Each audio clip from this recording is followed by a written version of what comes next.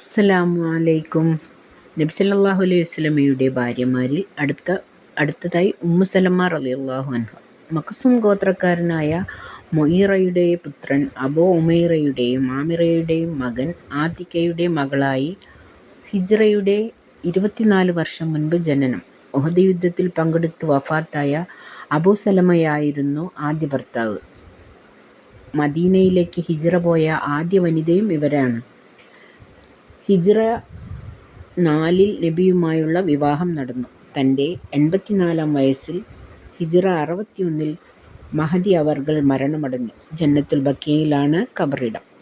നബി സല്ലല്ലാഹു അലൈഹി വസല്ലമയുടെ ഭാര്യമാരിൽ സമർത്ഥയും അതീവ ബുദ്ധിമതിയുമായിരുന്നു ഇവർ. ആദ്യ ഭർത്താവിൽ 4 മക്കൾ ഉണ്ടായിരുന്നു. ഹുദൈബിയ സന്ധിയിൽ നബി സല്ലല്ലാഹു അലൈഹി വസല്ലമയ്ക്ക് തന്ത്രപ്രധാനമായ ഉപദേശങ്ങൾ ഇവർ നൽകിയിരുന്നു. നബി പത്നിമാരിൽ ആയിഷ ബീവിക്ക് ശേഷം ഏറ്റവും കൂടുതൽ ഹദീസ് റിപ്പോർട്ട് ചെയ്തിരുന്നത് ഇവരാണ്. നബിയുടെ ഭാര്യമാരിൽ ഏറ്റവും അവസാനം മരണപ്പെട്ടതും ഇവരാണ്. ഹുദൈബിയ സന്ധിയിൽ പ്രത്യക്ഷത്തിൽ മുസ്ലിങ്ങൾക്ക്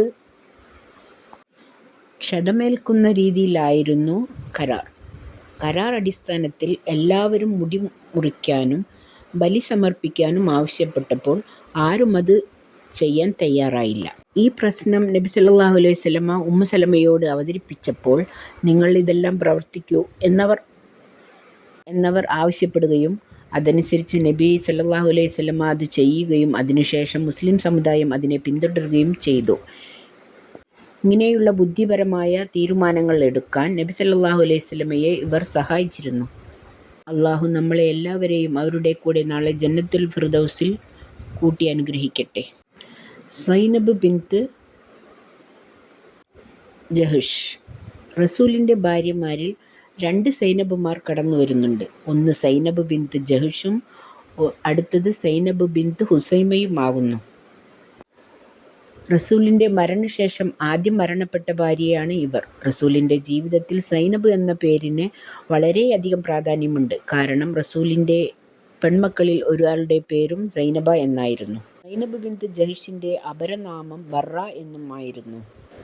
നബിയുമായുള്ള ഇവരുടെ വിവാഹം വളരെയധികം പ്രശ്നങ്ങൾ ഉണ്ടാക്കിയിരുന്നു. സൂറത്തുൽ ഹസാമിലെ 37-ാം വചനത്തിൽ ഇതിനെപ്പറ്റി പ്രതിപാദിക്കുന്നുണ്ട്.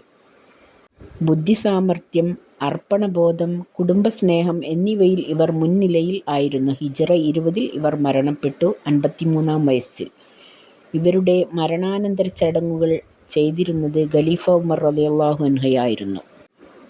സൊഫിയ ബിൻത്ത് ഹുയയ്യ. പ്രമുഖ ജൂതഗോത്രമായ ബനു നളീറിൻ്റെ നേതാവ് ഹുയയ് ഇബ്നു അഖ്താസിൻ്റെയും ലറ ബിൻത്ത് സമവലിൻ്റെയും മകളാണ് ഇവർ. മുഷ്ക, കിനാന എന്നിവരായിരുന്നു ആദ്യ ഭർത്താക്കന്മാർ. തൻ്റെ 17-ാം വയസ്സിൽ ഖൈബർ യുദ്ധാനന്തരം നബിയുമായുള്ള വിവാഹം നടന്നു. ഹിജ്റ 50-ാം വർഷം റമളാനിൽ തൻ്റെ 60-ാം വയസ്സിൽ വഫാത്തായി. ജന്നത്തുൽ ബഖീയിലാണ് ഖബറിടം. നബി പത്നിമാരിൽ ജൂത പാരമ്പര്യമുള്ള ഏക ഭാര്യ ഇവരായിരുന്നു. ജുവൈരിയ ബിൻത്ത് ഹാരിസ്.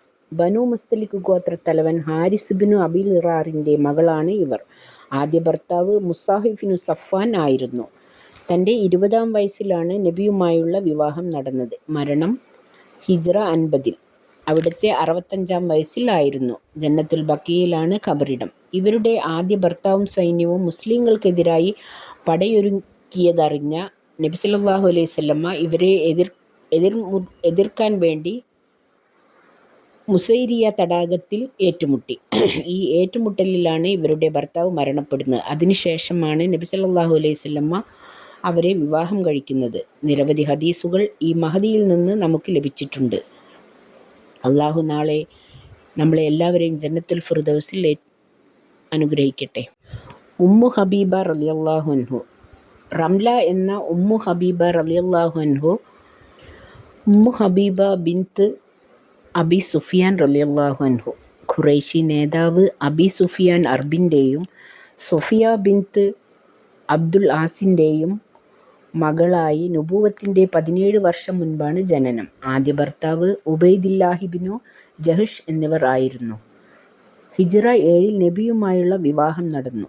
അവരുടെ 73-ാം വയസ്സിൽ ഹിജ്റ 44-ൽ വഫാത്തായി. ജന്നത്തുൽ ബഖീയിലാണ് ഖബറിടം. അതിബുദ്ധിമതിയായിരുന്ന ഇവർക്ക് റംല എന്ന ഒരു പേരും ഉണ്ടായിരുന്നു. മൈമൂന ബിൻത്ത് ഹാരിസ് റളിയല്ലാഹു അൻഹു. ബനൂ ഹിലാൽ ഗോത്രക്കാരൻ ഹാരിസ് ബിനു ഹസൻ റളിയല്ലാഹു അൻഹുവിൻ്റെയും ഹിന്ദ് ബിൻത്ത് ഔഫിൻ്റെയും മകളായിരുന്നു ഇവർ. മസ്ഊദ് ബിനു അംർ, അബൂ റഹം എന്നിവർ ആണ് ഇവരുടെ ആദ്യ ഭർത്താക്കന്മാർ. ഹിജ്റ 7 നബിയുമായുള്ള വിവാഹം നടന്നു. സുന്നത്തുകൾ മുറുകെ പിടിച്ചിരുന്ന വ്യക്തിയായിരുന്നു ഇവർ. ഫതഹ് മക്കയുടെ വർഷം വിവാഹം നടന്നതുകൊണ്ട് മൈമൂന എന്ന പേര് ഇവർക്ക് നൽകിയിരുന്നു. സർഫ് എന്ന പ്രദേശമാണ് ഇവരുടെ മക്ബറ സ്ഥിതി ചെയ്യുന്നത്. സൽസ്വഭാവിയും കുലീനയുമായിരുന്നു ഇവർ. നബിയുടെ മരണരോഗം ആരംഭിച്ചത് ഇവരുടെ വീട്ടിൽ വെച്ചായിരുന്നു. നബി സല്ലല്ലാഹു അലൈഹി വസല്ലമ ആയിഷ ബീവിയുടെ പേര് പറഞ്ഞപ്പോഴാണ് ഇവർ നബിയെ ആയിഷ ബീവിയുടെ വീട്ടിലേക്ക് എത്തിച്ചത്. ഇവർ 46 ഹദീസുകൾ ഉദ്ധരിച്ചിട്ടുമുണ്ട്. മാരിയത്തുൽ ഖിബ്തിയ്യ റളിയല്ലാഹു അൻഹു. ഹിജ്റ വർഷം 6. അറേബ്യൻ ഉപദ്വീപിൽ ഇസ്ലാം വേരുറക്കുന്ന കാലഘട്ടം. കാര്യങ്ങളുടെ നിയന്ത്രണങ്ങളെല്ലാം നബിയുടെ കൈകളിൽ ഭദ്രം. അയൽരാജ്യങ്ങളിലെ ഭരണാധികാരികളെ ഇസ്ലാമിലേക്ക് ക്ഷണിക്കുന്ന കാലം. പേർഷ്യ, റോം, ഈജിപ്ത് എന്നിവിടങ്ങളിലേക്കാണ് കത്തുകളുമായി ദൂതന്മാരെ നബി സല്ലല്ലാഹു അലൈഹി വസല്ലമ പറഞ്ഞയച്ചിരുന്നത്. അതിൽ ഒരാളായിരുന്നു ഹാത്തിബിനു ത്വൽഹ.